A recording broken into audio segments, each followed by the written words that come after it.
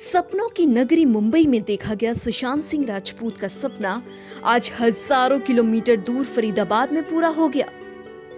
सुशांत सिंह ने अपनी dream book में लिखा था कि वो अपने जीवन में 1000 पौधे लगाकर उनकी देखभाल करना चाहते हैं। दुर्भाग्यवश ये सपना पूरा नहीं हो पाया, मगर आज सांसें मुहिम संस्था के तहत फरीदाबाद की कई संस्थाओं ने मिलकर पौधे लगाने वाले सुशांत सिंह राजपूत के सपने को साकार कर दिया। फरीदाबाद शहर मैदान में सैकड़ों पौधे लगाकर उनके सपने की शुरुआत की और अब पूरे शहर में करीब 2000 पौधे लगाए जाएंगे। इस दौरान फरीदाबाद के युवाओं ने सुशांत सिंह राजपूत की आत्म शांति के लिए पहले हवन यज्ञ किया और फिर उन्हें श्रद्धांजलि अर्पित की। इस दौरान सांसें मुहिम के संस्थापक जसवंत पवार ने बताया कि उन्होंने सुशांत सिंह राजपूत की ड्रीम बुक में देखा था कि वह 1000 पौधे लगाना चाहते थे, मगर नहीं लगा पाए,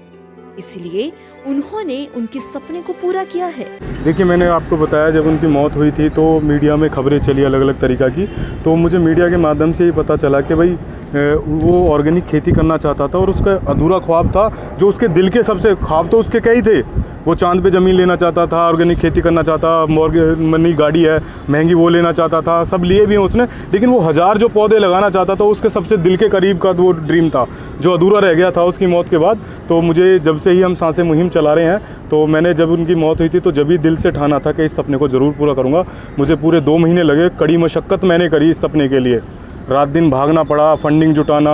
पौधे लेना, जगह डिसाइडेड करना, क्योंकि जगह नहीं मिलती हैं, तो गवर्नमेंट से नगर निगम का इसमें पूरा सहयोग रहा है। मुझे ये इतनी सुंदर जगह उन्होंने दी और संस्कार फाउंडेशन है, जज्बा फाउंडेशन है, सतत प्रयास है, शहर की तमाम समाज सेवी जो संस्थाएं हैं, इन्होंने कंधे से कंधा मिलाकर इस प्लांटेशन में, विपुल भाई हैं, अपना मैं बात करूँ,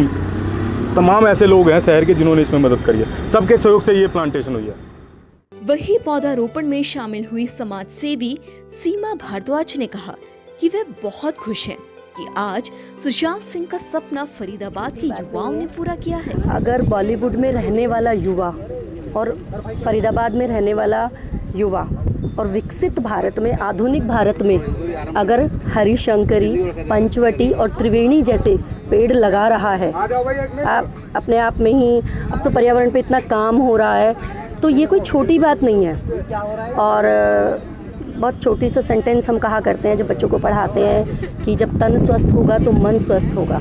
और तन को स्वस्थ रखने के लिए बेहद ज़रूरी है कि हमारी सांसें सुरक्षित रहें, स्वच्छ रहें, और उसी की ये तैयारी है कि पीपल, नीम, बड़, पिलखन, आंवला, बेल जैसे, जिन्हें हमने अपनी धार्मिक दृष्टि से भी उनके बेहद महत्व हैं,